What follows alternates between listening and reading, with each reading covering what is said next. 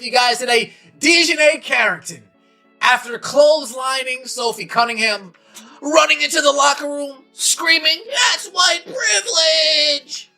Then tweeting 8/23, threatening Sophie Cunningham and the Indiana Fever.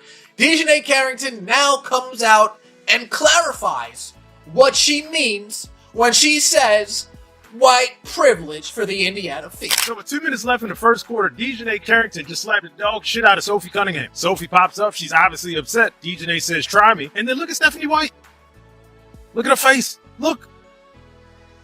She's mad as shit. Now, number one, this is obviously a flagrant 2. It just is. By the letter of the law, you got to call a flagrant 2. We all know these nuts are not. That girl needs to be thrown out the league. She's not even a good enough player to be bringing this type of drama. She needs to be thrown out.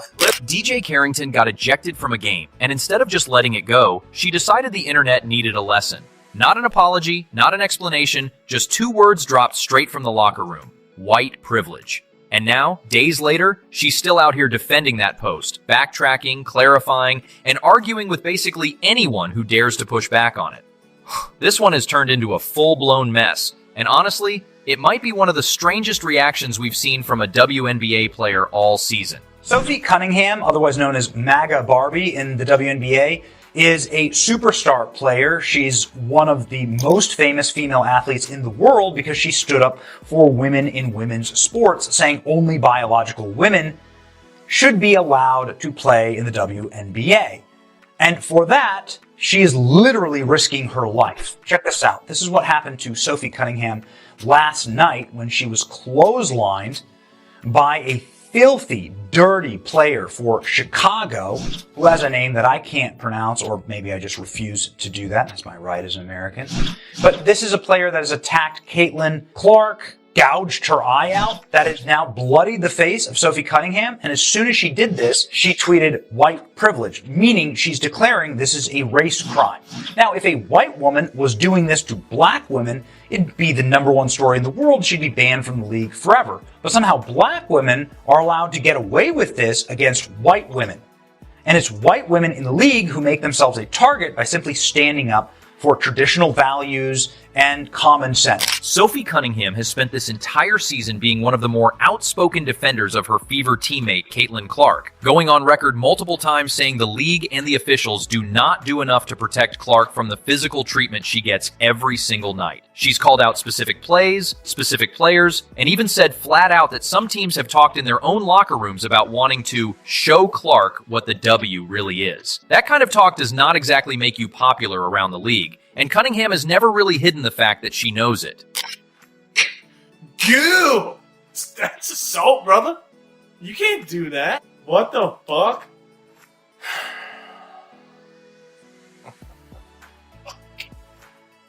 Is this just the default if you can't think? Or if you just don't want to take accountability for your actions? Oh my god, this league, bro. This league. Bro. White privilege while you're wearing a bleach blonde dyed wig. I mean, the fuck?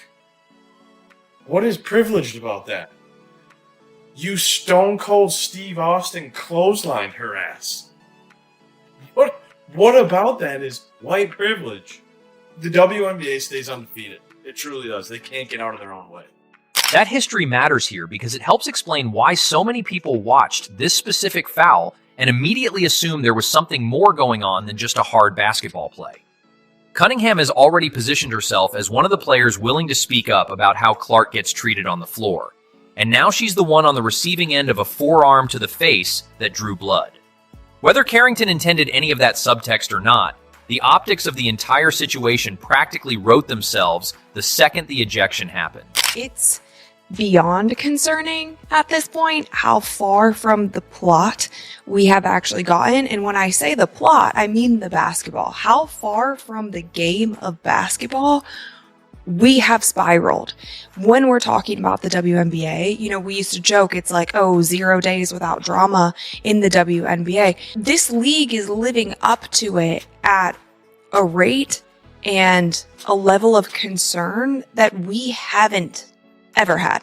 With all the discussion Crazy that's going on in the WNBA. DJonai Carrington tweeted out white privilege. white privilege from the locker room of a game that she was playing in. Get this. She fouls Sophie Cunningham hard. Sophie Cunningham, obviously white person, fouls her hard. Flagrant 2, gets ejected, goes to the locker room and tweets out white privilege in the middle of the game. Now here's the kicker to me.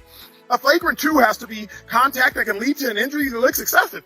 DJonai, it was about as excessive as possible.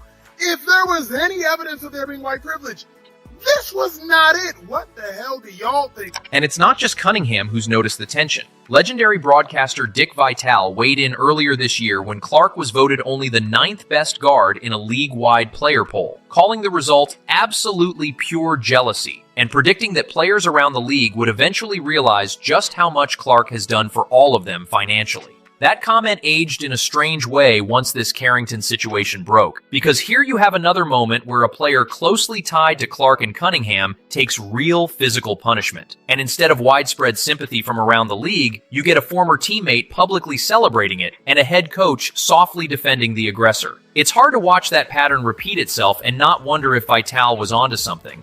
Right across the face, coming down, trying to prevent the layup, but that is just a hard hit. That's definitely going to be upgraded, I think, to a flagrant 2, Ryan. I think that is going to be a flagrant 2. There is Wide up deserve. and just getting her out of the Lucky way. it wasn't a right hook.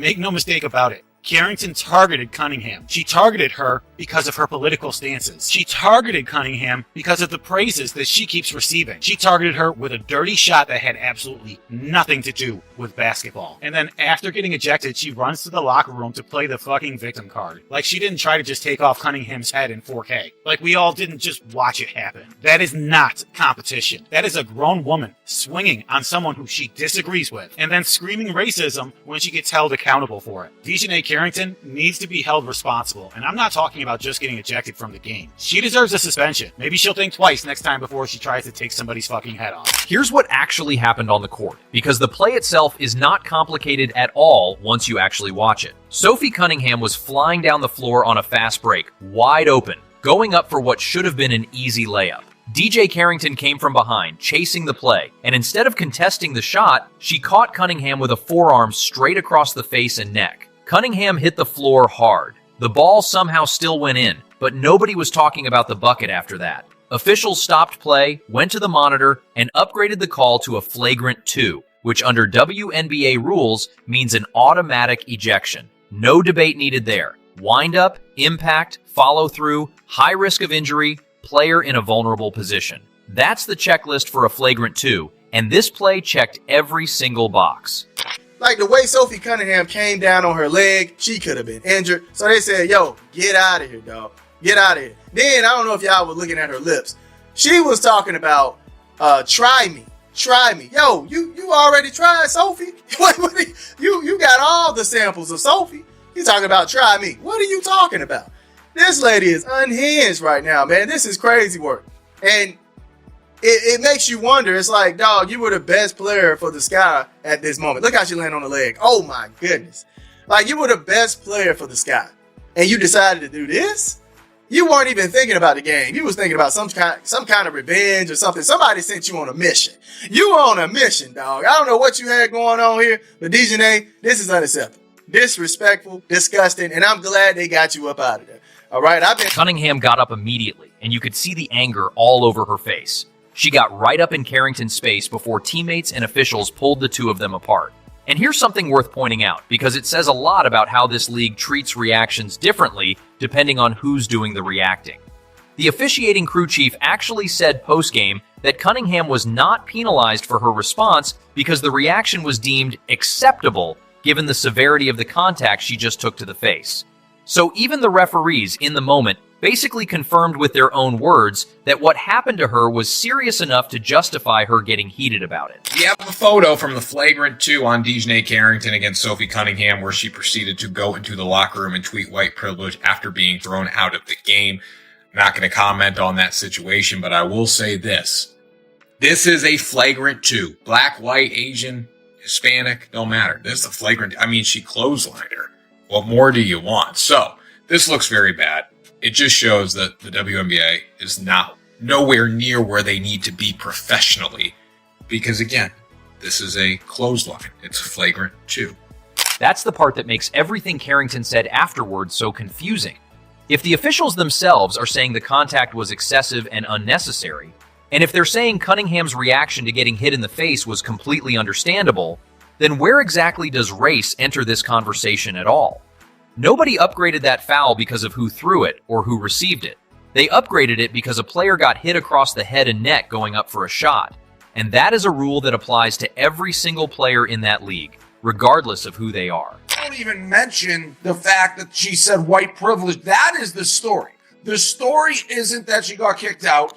It's that she tweeted out white privilege as though because Sophie Cunningham is white, somehow that's why she got kicked out. They go on to defend her, the story, the narrative that she's not a dirty player. She makes plays like this all the time. I put together a little clip of DJ Carrington, who is definitely one of the dirtiest players in the WNBA. I don't know if we can roll it, but she's taken her long fingernails. She's scratched Caitlin Clark's eyes out. She's had multiple instances of chasing people down from behind, trying the same swat and smashing them in the head and causing mini fights. She pulled another girl's hair. I don't know if we'll get to that clip in a second when she's falling. Totally dirty play. This is not a skin color thing. She has a history of making dirty plays, and it's fine. The NBA, you can be a rough and tumble league. Now, where this thing gets absolutely bananas is when you start making it into a race and culture war, and the people talking about it are not mentioning 99% of the time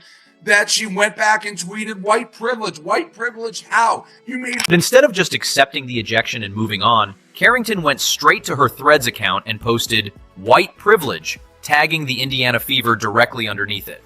No further explanation at the time, just those 2 words sitting there for the entire internet to interpret however they wanted. And of course, everybody interpreted it the same way, because how else are you supposed to read that timing? She gets ejected for hitting a white player in the face, and within minutes, white privilege shows up on her page tagging that exact team. It doesn't take a genius to connect those dots, and pretty much the entire sports world connected them instantly. If we are paying attention to what DJonai Carrington did to Sophie Cunningham, it was not a race-based decision. And to call that a white privilege-based foul is to completely undermine the term of white privilege and to also completely ignore the rules in basketball. You hit her in the head, you drew blood, you didn't connect with the ball at all whatsoever. So to me, it was just very ignorant and to some degree asinine by DJonai Carrington to suggest that that call was based on white privilege.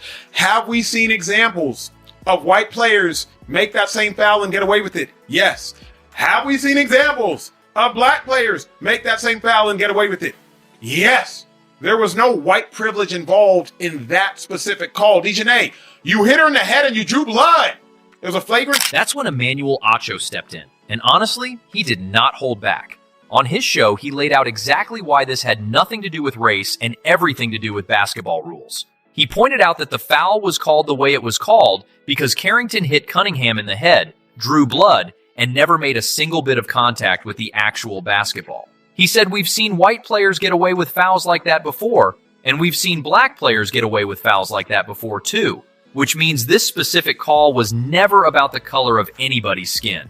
Acho didn't stop there either. He called the whole thing ignorant and asinine. Strong words, but words that matched exactly how a lot of analysts and fans were feeling watching this unfold in real time. What makes Acho's breakdown land so hard is that he didn't just say Carrington was wrong. He basically caught her in real time, exposing the fact that this looked exactly like someone reacting emotionally in the heat of the moment and then trying to intellectualize it after the fact once the backlash started rolling in. He pointed out correctly that plenty of hard fouls happen across every possible combination of players in this league. White on white, black on black, white on black, black on white, and none of the other ones ever get labeled with a phrase that heavy. Singling this one out in the exact minute she got ejected, tagging the exact team of the player she hit, and calling it white privilege was never going to read as anything other than what everybody assumed it was. And this is where things got genuinely wild, because instead of letting that criticism roll off her back, Carrington fired right back at Acho with a response that somehow made the whole situation even more confusing than it already was. Her exact words were, I've never once claimed that the assessment of the foul was white privilege. That was your assumption. Try exercising your critical thinking skills. I know you studied psych. Furthermore, I'm the last thing from ignorant or asinine when it comes to speaking on white privilege. Do your research on that one. I actually went to school, one of the top universities, might I add, to educate myself on this exact subject. I would never use that term as a rhetorical weapon, knowing the historical and social weight it holds, without having the proper evidence to substantiate it. She's essentially saying that when she posted white privilege directly underneath a video of her getting ejected for fouling a white player, and directly tagging that player's team, nobody was supposed to connect that to the ejection at all. That's the part that just doesn't add up. If the post wasn't about the foul, what exactly was it about? She posted it seconds after leaving the court, right after the review, right after the ejection, tagging the team of the player she just fouled.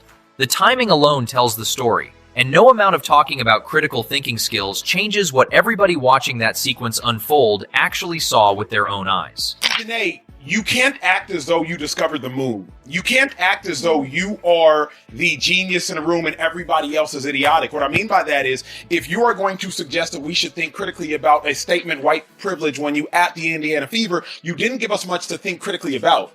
You uttered a phrase, white privilege, of which is both incredibly inflammatory and also a very volatile word, but you didn't give us any context. So now we, as the interpreter, since you posted it publicly on Threads for the world to see, we, the interpreter, now have to try to figure out what exactly were you talking about. Well, common sense would deduce that you were talking about fouling a white individual and getting ejected for fouling that white individual. Now, as I said on social media and I will say in real life, if that is not what you were talking about implying, then that's on me. I will stand down and I will stand corrected. But the last thing I must again reiterate, we live in a speaker-oriented country. Speaker-oriented, receiver-oriented. Speaker-oriented country. It is on you, the speaker, to be clear, to be direct, and to be obvious with what you are speaking about. It is not on the receiver, the reader, or the listener. Acho clearly wasn't buying the walkback either.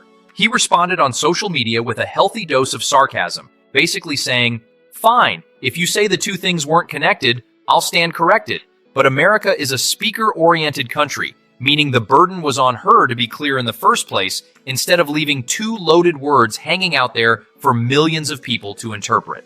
And that's really the core problem with this entire saga. You cannot drop a phrase as heavy as white privilege immediately after a controversial ejection, tag the exact team involved, and then get upset when people assume it was about the ejection.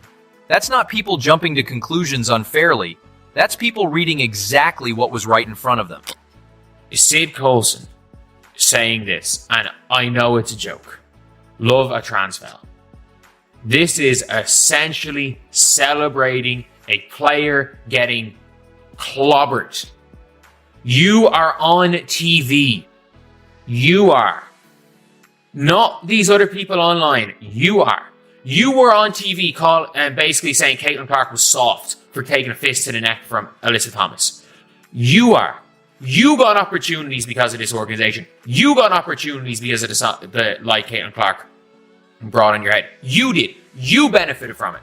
You joined the Indiana Fever for those benefits. You took those benefits. You became more notorious. And as soon as you leave, you rejoin the sisterhood, then it's against Caitlin Clark. And you are celebrating a player getting taken out. Now here's where this story gets even stranger, because Carrington wasn't the only voice cheering this on.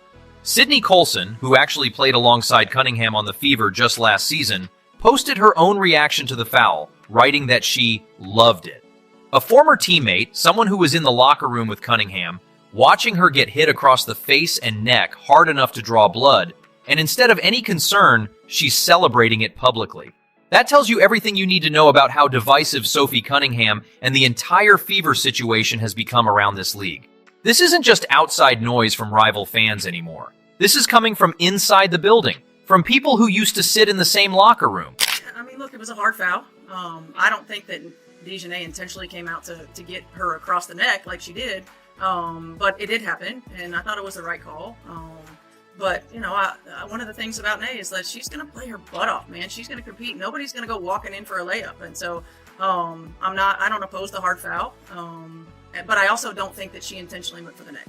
And even Fever head coach Stephanie White, Cunningham's own coach, didn't exactly go to bat for her player the way you'd expect. White told reporters afterward that she didn't think Carrington intentionally went for the neck. but that she had no issue with the hard foul itself, saying Carrington was just competing and that nobody should expect an easy layup against her.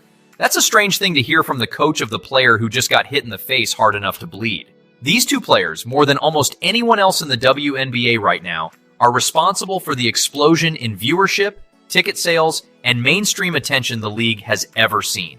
Networks are scheduling around their games. Arenas that used to be half empty are selling out because fans want to see them play. And yet, over and over again this season, you see moments like this one, where instead of players and even coaches protecting that momentum, some of them seem almost eager to push back against it, whether that's through hard fouls, cheap shots, or public comments cheering when something physical happens to either of them. Cunningham has literally been dragged. She's been called every name but a child of God. Coaches have come out and spoken against her. Fans have come out in the name of calling Sophie Cunningham anti-trans and transphobic. It's not far-fetched to say that the league itself in totality is not like Sophie Cunningham. And yet, after intentionally grabbing Sophie Cunningham around her neck and getting ejected for that, DJonai runs to Twitter to say the reason why she was ejected was because of the white privilege Sophie Cunningham, a white, straight female, carries in a basically 80% black, almost 90% LGBTQ-led league. Oh yeah, that's where Sophie Cunningham is getting her white privilege, in this WNBA minstrel show of a freaking basketball league. That's where her white privilege is starting to show. DJonai Carrington, you're a fucking joke. You went up thinking that you were going to get the ball. You knew that you weren't anywhere near getting the ball, and so while you were up in the air, you figured this was your chance to grab her, Sophie Cunningham, around her neck and bring her down by her neck. It's a bizarre dynamic when you actually stop and think about it. The players benefiting the most from the financial windfall Clark and Cunningham have brought to this league are, in some cases, the same ones seemingly rooting against them the hardest. Bigger paychecks, bigger crowds, bigger television deals, all of it tracing back in large part to the attention these two specific players generate. And still, the reaction from a chunk of the league is closer to resentment than gratitude. Carrington's foul, her original post, her drawn-out back and forth with Acho, Colson's celebration of the hit, White's soft defense of her own player's aggressor, no less. Race was never part of that equation, no matter how many words get typed, trying to retroactively make it seem like it was never about the ejection in the first place. Carrington can talk about critical thinking skills and top universities all she wants, but the timing of that original post did the talking long before her clarification ever showed up. And clarifications after the fact rarely undo what everybody already saw for themselves in real time.